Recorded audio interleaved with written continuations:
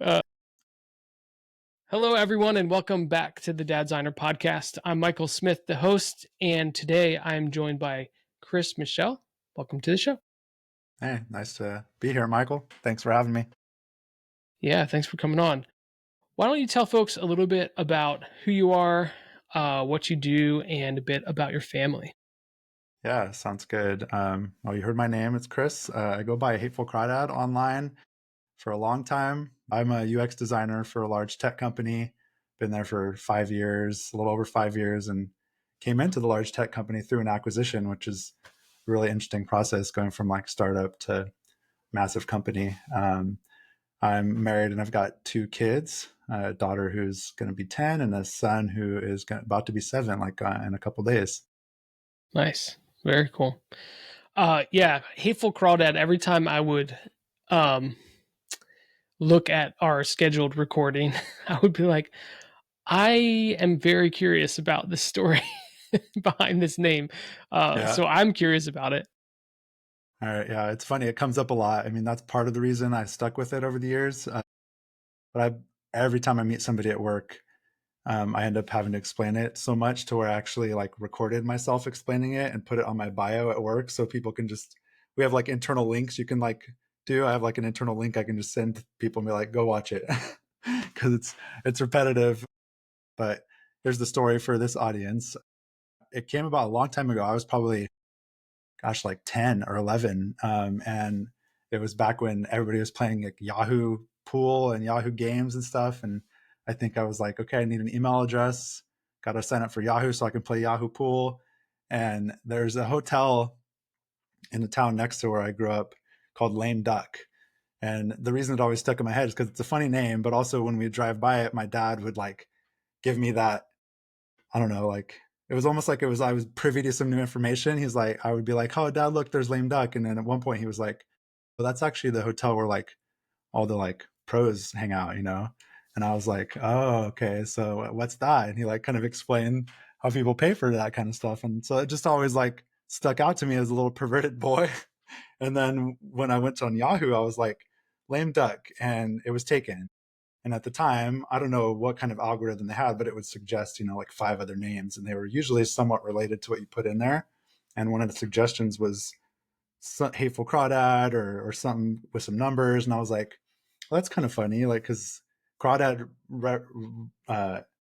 stuck out to me because of the town I grew up in has like a crayfish and jazz festival every year. But I was like, cool, Crawdads, like that's relatable. Hateful, I thought was funny because I'm like the most opposite of hateful.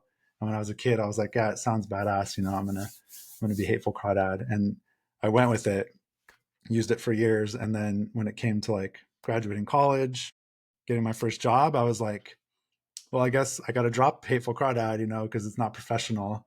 And so my first job, I remember like we had to pick the email, and I was like, well, I guess I'll just do like CM at like Zerb.com. It was a company called Zerb.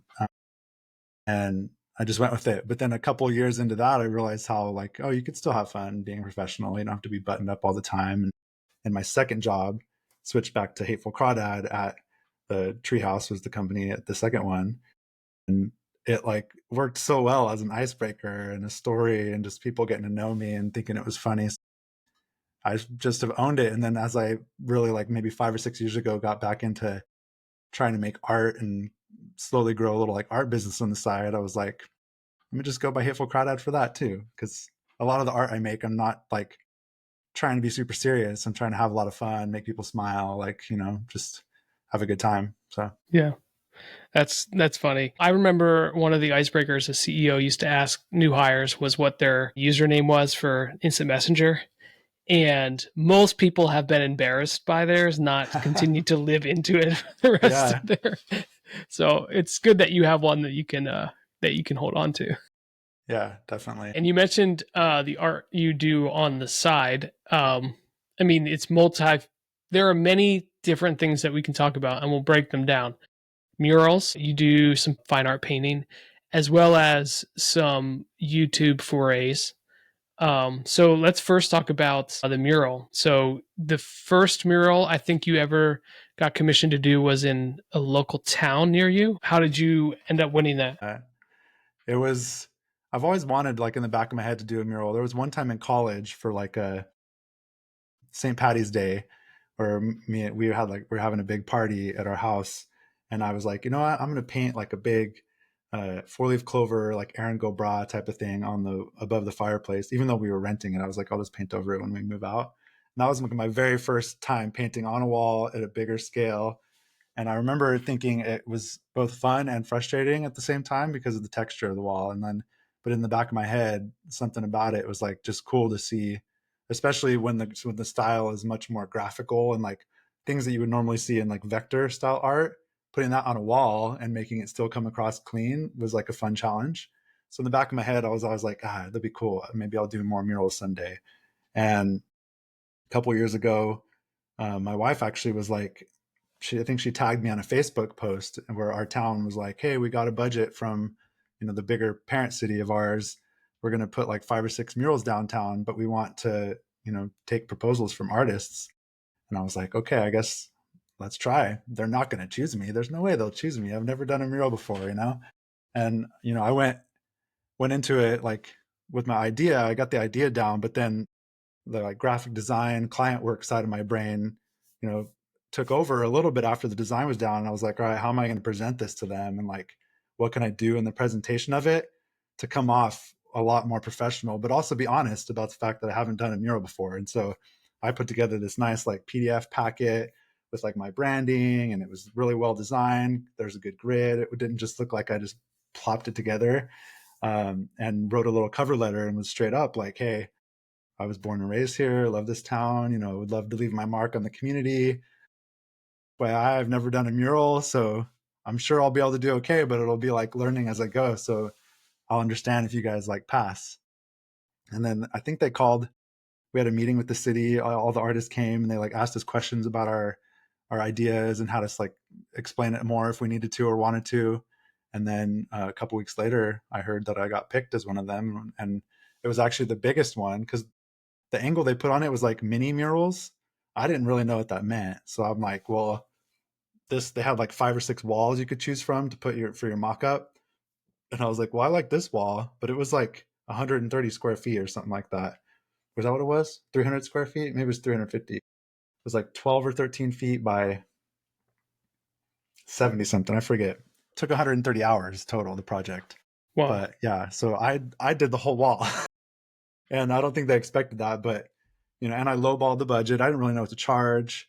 I like did all the math, and at the end of the day, I think I made like $19 an hour on that thing, which is nothing, but it's so cool to be able to drive by downtown, see it there, show family, friends when they visit. My kids love to tell people about it, and then that actually like webbed off into like I think I have 1, 2, 3, 4 other murals downtown now as well on Wow. different businesses and stuff. So it was just that one mural has kind of spiked off into a bunch. There's a couple more in the works right now that could come. They've all been in this town, which is crazy. Like for such a small town, they've really embraced, public art and beautifying the town. So yeah, it was super fun, hard process, but I learned a ton. Spent a And lot of weekends. you actually painted it. I actually painted it. Yep. I went down there and gosh, by myself, just weekend for weeks. I think I started in February, and there was lots of rain and bad weather. So I was like, some days I got cut short, and they had a deadline. We had to get it done by like April 10th or 11th because there's a car show downtown, and they wanted to like have them all done by this car show. I literally finished coding it the day before the car show. It was just like it was insane how much work went into that. Yeah, I always ask that question. We had a guest on, Anderson Blue, who had worked with Spotify to do a mural for New York City for some musical artists, and he was able to just provide the artwork. He like did the illustration, provided the artwork, and then they had a team paint it. And Yep. so I'm always curious if it's actually done. But another mural, and this might be one of the other ones you mentioned that I saw on your site. It's kind of built into the cinder blocks, and there's perspective. Oh It looks yeah. like they're Yeah. kind of pulled out of the wall, and you're looking in. We have one similar conceptually in our town where I live, Nice. but it is nowhere near the caliber and quality that yours is. And so I'm like, oh, this can be done really well. Ours is just not. I've seen a lot of cheesy ones like that too. It's definitely like a concept that people have done. That was a local T-Mobile. The only bummer, it's a T-Mobile like call center. The only bummer about that one, and then they also have like a big Kingsburg logo that they got in their like smoking patio, which was not a fun spot to paint a mural. Because I'm not a smoker, but that one with the perspective is on their like lunch patio.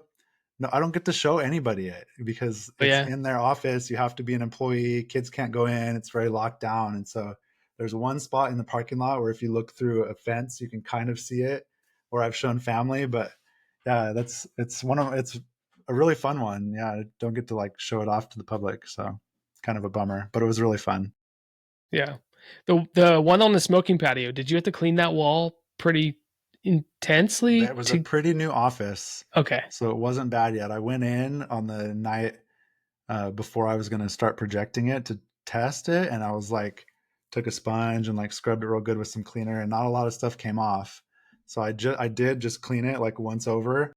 Um, and then I used like, I usually like to use like golden acrylic paints because I just love the quality of it. But since this one was like a very specific T-Mobile magenta and white, I used like masonry, like this really hardcore Sherman-Williams like masonry primer for the white, and then the pink I got mixed into the same primer because they had a specific mix at like Benjamin Moore or something like that. They're like, you got to go buy it there. So those two like were meant to adhere to masonry brick raw. So very hardcore paint, but it went really good. I think I did 2 coats of white and 2 coats of the pink, and it was good. Right. What was not fun about that was everybody coming out there for their smoke break while I was working on it. Yeah. Yeah. And it was the middle of summer, so it was really hot out there. Yeah. And they want to see, so they have to get closer and closer to you Yeah, and they're like, I to mean, it's enjoy. fun. I love chatting with people. Actually, that's one of my favorite parts about doing public artwork is when you're out there and people stop and talk to you, and you just get to like, meet somebody new, and they're like, tell you their, especially the ones that are like, oh, I've done art and this and that, and it's just really fun. Yeah. Which that medium is pretty different than what you do on your in your day-to-day job. Did you start out like as a kid in college doing art, like traditional artwork, and then transition into UX, or has it always Yeah, just kind of been a secondary part of your life? sort of transition ish, I guess. When I was younger, like little kid, 5 or 6, I would like draw a lot with pencil, but it was always like I wish I would have kept it. It didn't feel like something I should have kept back then, but now I'm like, man, it'd be really cool if I had that old sketchbook. But I probably had like 100 different swords that I drew, and they were like crazy. I'm sure they didn't look good, but their imagination behind them were like amazing. And that got lost somewhere over the years, like different moves, parents getting divorced, like stuff just disappeared. Um, but yeah, and then I think I started when I got of the age where I started, I guess like imposter syndrome a little. I started not feeling like I was an artist. Like I'm not creative. I can't draw. I was never really good at like drawing and representing things in the right like perspective and proportions. But I always had an okay imagination. And then when I went to college, I actually started off as a music major because I got really into music from like junior high through high school, and I played trumpet and was like really good, got in a lot of like honor bands and stuff. And I was like, cool, I guess I'll be a musician. And one semester into college, I felt like burned out all of a sudden. I just wasn't enjoying it, so I switched over to a video production major because I also have always liked to make videos. Um, and after a year of that major, which was down in LA, I moved to LA and like did that. I realized I hated LA and moved back home and switched to graphic design. And the program that was at Fresno State where I went, um, it was art and design, and you chose an option, and one of the options was graphic design. So part of that degree was like a lot of traditional painting classes, sculpting classes, architectural design classes. It was like almost like a whole gamut where we got to try out like all kinds of mediums and all kinds of formats. And because I was into, I guess, a tangent off of that, when I was in high school, I also started learning web design because I was in like an Office 2000 certification class or whatever. And for whatever reason, I blew through it really quick. And the teacher was like into making HTML and CSS websites. So she started teaching me that because I was ahead of everybody. And when I got old enough, like when I got in college, I realized that those two things could like come together. And I was like, oh, I could do graphic design. The web was like, in its prime of like the big 2000s, like everybody, the website kind of changed, the web changed, and I just leaned into that and kept those skill sets going on the web and learned graphic design skills, got better at drawing, and started considering myself more of an artist. So I've been doing it. I guess I learned a lot of things, but then the art side of it fell off after I got into like professional career. And then after having kids, I think when I was on like paternity leave, for I think I got like 12 weeks, which was like super lucky. There's a lot of downtime as a dad in the first. I was changing all the diapers and stuff, but the baby sleeps a lot, or they're with mom eating, a lot of the time. And so I'm like, I don't like to just sit around. So I started doing watercolor painting because I remember liking watercolor as a medium a lot in college, mostly because it was quick and like you couldn't be perfect with it. It's harder to be perfect. And then oil painting was the one thing I never did. And I was like, I really want to try oil painting. So I started watching different painters on YouTube and stuff, painting oils, and decided to try it.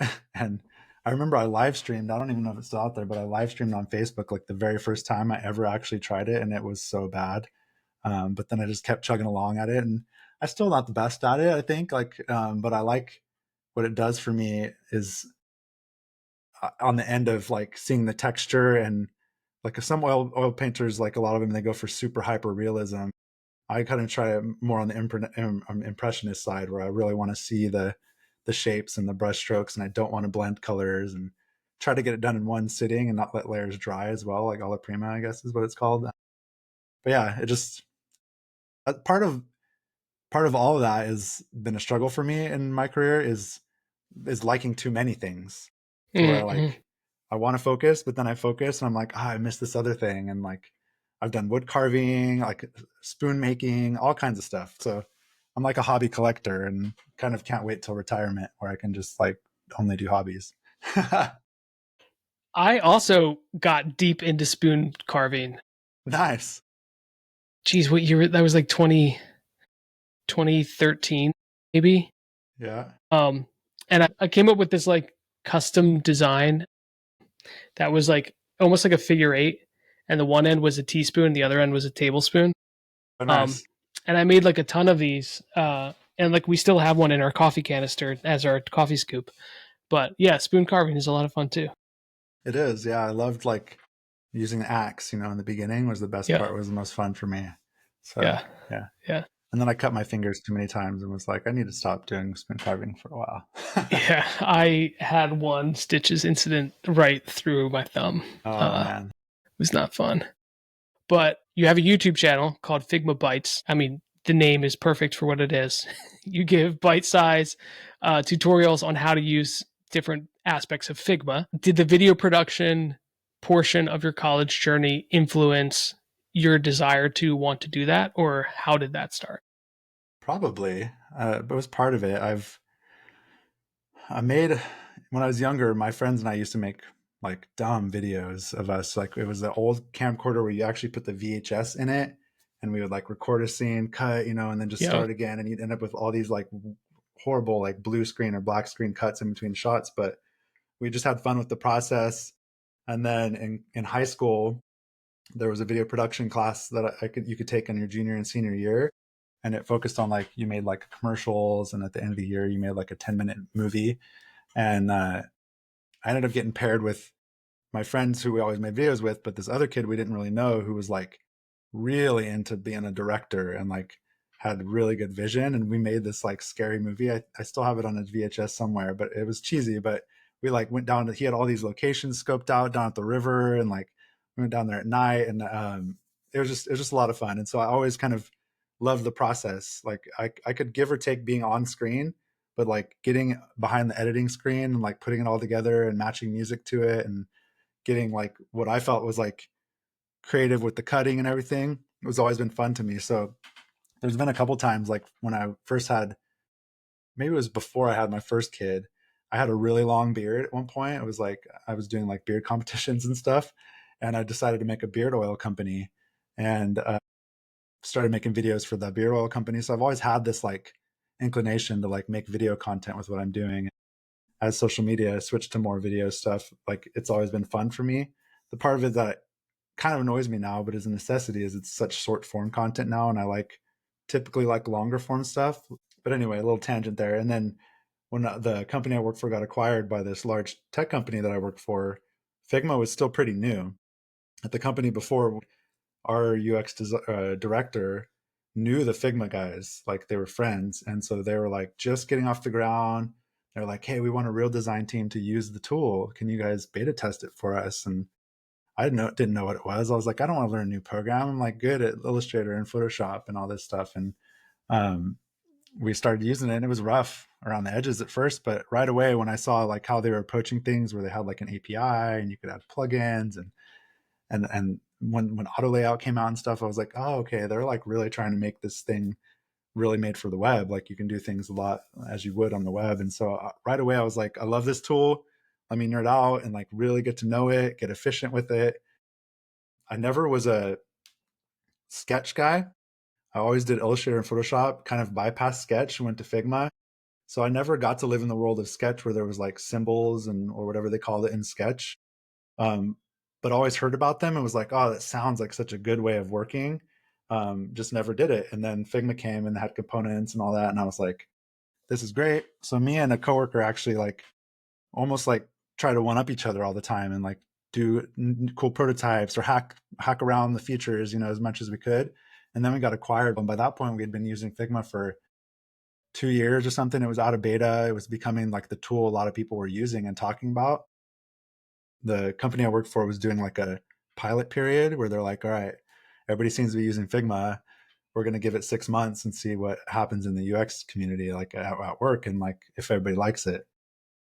I think they were partway into that when we joined, when we got acquired.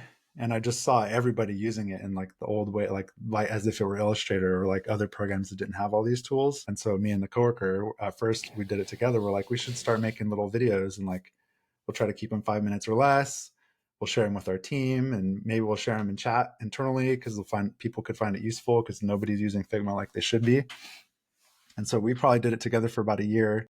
And then he left the company and was like, I don't have time anymore. So I just took it over because I just love making it. And every time I post one and share one, even old ones now, people discover them and send me messages or chat, and they're like, oh, it finally clicked, or oh, you described this such a complex concept in such a quick amount of time. And yeah, I think it fed into my love of making videos and my love for process and my love for like good camera setups and lighting and all that kind of like has come together into something where it's not quite long form, not quite short form. I can knock out a video like in a day or two if I need to, even if I don't have an idea. And it's just slowly grown. I just keep doing it. And I think most of my audience is probably internal folks at the company I work for, but there's been a couple times where a video has taken off like outside of that, and then I'll see like a big swell of subscribers because of the video. Yeah. I did notice that one of them, and this is a controversial thing uh, around Figma, is something about you don't need to detach components has like Yeah, 24,000 that was the views or one that something. took off. Yeah. And I'm like, the number of times. So I used to work at a company. We were using Figma. We had a huge component library because we're actually building slides before Figma slides was a thing. We were building presentation decks in there and had tons of templates. And I would always tell people like, don't detach the instances because in the future, like we might change some things in the components and like we need them to. So yeah, massive, massive pain point on It across the was. team.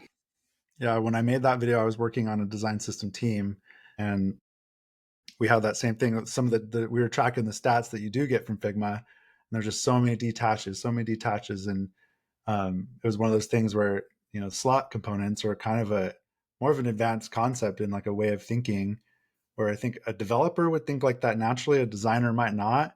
And so I made that video as almost like poking at the fact that like all of our conversations focused around why are people detaching, like we're making these amazing components, they've got everything they need, like they could actually do all the customizing they're doing without detaching, to try to make a little fun, made a little fun of it, and then try to teach people that concept. So yeah, that's been an interesting one, and still one where I like try to teach people about how to use it, because there's so many design systems at the company I work for, and I guess the thing that bothers me a bit about some big design systems is they try to like picture the perfect world, and then you actually get into how it's implemented in code, and it's probably not for a code base that's brand new. It's probably been around for a while, and some things just aren't feasible or aren't if or they are feasible, but they'll take way longer than they should. So the decision doesn't get made to go that route. And there's always that disconnect between a design system being this perfect thing and the reality. What I really try to do, and the team that I'm on now, is our design system can be this thing, but we need to give designers the tool that matches production too, because Mm, mhm. they're needing to mock that up in reality and be able to hand it off in reality. And to get to the perfect thing, it's probably months of work that they're going to have to stage out. Yeah, Yeah. Yeah. I'm kind of backtrack a little bit here. One of the things that you mentioned was when you were a kid, you did a lot of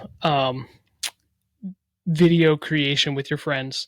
What do you see your kids getting into? Like, what's their version of that today?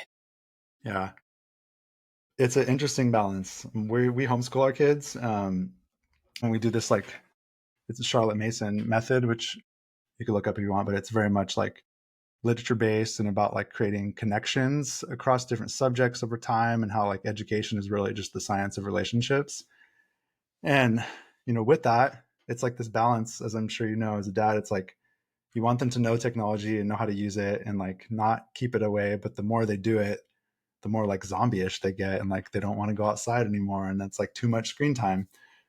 So I do see my daughter, like she loves to make videos. She makes like this little, we do like some Bible studies and stuff, and she's been doing this like verse of the week thing where she goes in the room and like records herself talking about the verse, and she gets real creative with like the little filters that can like attach to you and move with you. And so it's fun to see that. And I like really want to embrace it, but I also want to like not have her be on his computer all the time or on the screen all the time. So it's good to see that side of the world. But the other things that they're really into is the art side. Like she's like nonstop creating something, and she sees me doing things like I'll do like I've done a couple markets where I like go make a booth, and sell some of my paintings and prints. And she's like, comes home from that and she's like, Dad, I made like 50 watercolor paintings today. I want to sell them at your booth. And like, so I can see her entrepreneur spirit coming out and her artistic spirit coming out. She's really into musicals, and both kids are taking music lessons. My son's like learning violin. My daughter's doing piano. And so I love seeing the creative side and try to embrace that, and try not to say no to any of their creative whims, or like outside of like nipping how much screen time they have. Like pretty much anything is all game. Our house is like there's constantly stuff out, like just because they're creating all the time. Yeah, that's cool. Did were they old enough for any of the mural projects to like get up there with you and fill in blocks? Yeah, on that very first one, my son was probably 3, my daughter was 5 or something. But yeah, they came down a couple times when I was in the fill-in stage, and it was big blocks of color, so it was easy to like hand them a brush and be like, "Here, scribble this green right here a little bit." So they did it a little bit. That's probably the only one they helped out on. One, the ones at T-Mobile they couldn't, and then the Pelicans one I painted here because it's on a piece of board, a piece of wood, and we applied it to the wall after. They couldn't really help with that one because it was a little more intricate, but they would definitely like be in here watching me, and we'd be listening to music and stuff. And it was really interesting, like getting to paint that one at home and then take it to install. Yeah, that's cool. Well, before we go, I have two more questions that I want to ask. Those are, as a parent, what has been your greatest joy, and what has been your biggest learning? Yeah, those are good. My biggest joy, probably what we were talking about before, just seeing them embrace the creative side of life, and seeing that like me as a professional busy person, I carve out time to be creative. Like even if I have a full day, I'll carve out that time. And like even if it's waking up before everybody to paint for an hour, or doing something on my lunch break, or so they see that, and I love seeing them model that and just like fully get engulfed into that creative stuff, because that's how I am. Once I get an idea, if I can't get it out, I like almost go insane until I can get it out, and that's totally how they are. And then the thing I've learned, I think the probably the biggest thing is that the little kids are people, like they're full persons already, and it's so hard to not try to like pass on either your past trauma or the things your parents always told you, or even the things you believe as a person. You're like, you say it over and over again, like, why don't you do it like this? Why don't you do it like that? And you just realize that even though their brains aren't fully functional and they're still developing and like figuring out how to be a member of society, their whole person is there already. And like, that's a really hard thing to navigate as a parent. I think just knowing how to steer them, but not forcefully like push them, you know? So Yeah. it's a good one. Yeah. That is good. Well, I appreciate you coming on. If folks wanted to connect with you or find your work online, where can they go to do that? HatefulCrawdad.com or Hateful Crawdad on Instagram. Pretty much anywhere online is Hateful Crawdad. So that'd be the best way. I've got a lot of stuff on there. So that's the place. It's the hub. Nice. Very cool. Well, thanks for coming on. And yeah, we'll talk again soon. Awesome. Appreciate it. It was a lot of fun.